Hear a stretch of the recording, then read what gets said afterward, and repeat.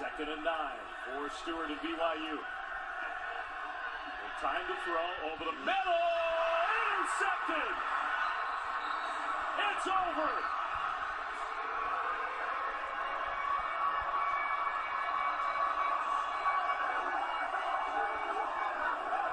The Memphis Tigers get their 10th win of the year, and now we've got a fight on the field.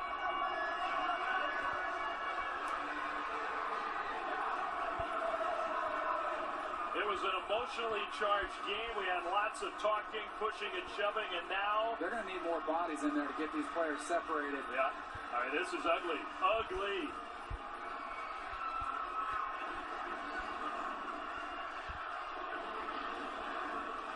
All right, that's dangerous. That Memphis kid is in there almost all alone.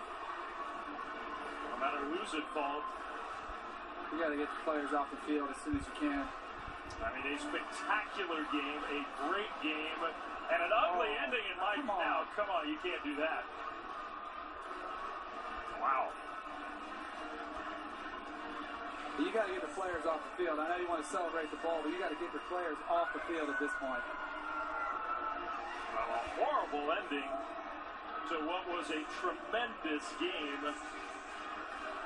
You can understand to a certain degree how emotionally charged this game was.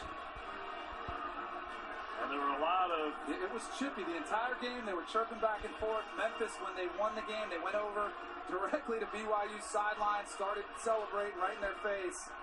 But you have got to get your players off the field. Especially if you're BYU. Just take the loss, head into the locker room. You just don't want this to mar what was a memorable bowl game here tonight in Miami.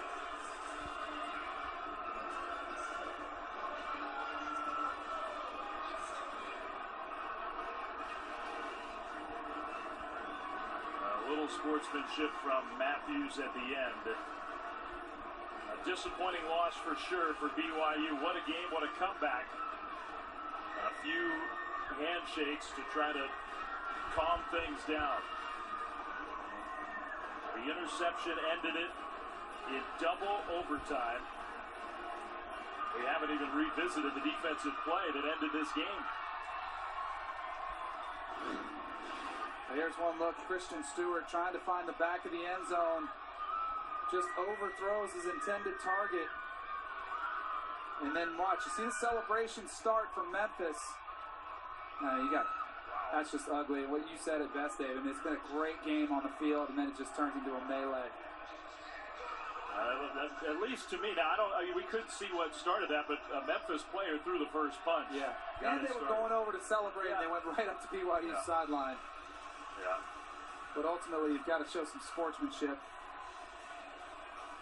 I mean, because that turned into it. That wasn't just pushing and shoving and jawing. That was a fight. Yeah. There were black eyes and bloody noses and.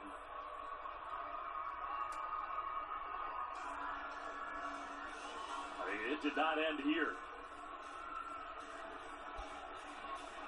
And Robert Anai's in there. The offensive coordinator's trying to break things up. I mean, that was getting nasty. Well, Allison Williams down on the field in the middle of what now is a calmer scene here at Marlins Park. Coach Fuente, it was a battle throughout. Emotions were certainly high. What's your reaction to how things played out and the fight at the end of the game? Well, I mean, that's not who we are. And I'm upset. I hope it doesn't take away from an unbelievable football game. But there'll be a lesson taught. I don't know exactly everything that happened, but you know, we've got to learn how to handle success too and act the right way. And so I don't know really what happened, but I don't want us to be involved in that kind of stuff. What did you see from your point of view at the end? The last play of the game or at the after the game ended? Nothing. I was just trying to pull people back. Let's get back to football and your quarterback, Paxton Lynch. How was he able to overcome throwing those 2 interceptions in the fourth quarter? Well, everybody struggled today. I mean, on both sides of the ball. We're playing a good football team. You know, so we made plenty of mistakes. They forced plenty of mistakes and made a lot of plays on defense and offense for BYU. But he just kept battling, kind of like the team. They just keep fighting through. And it wasn't very pretty, but they found a way to get it done. Coach, thank you for the time. Congratulations. Guys. All right, Allison, thanks. And I do hope that it doesn't take away from what was a spectacular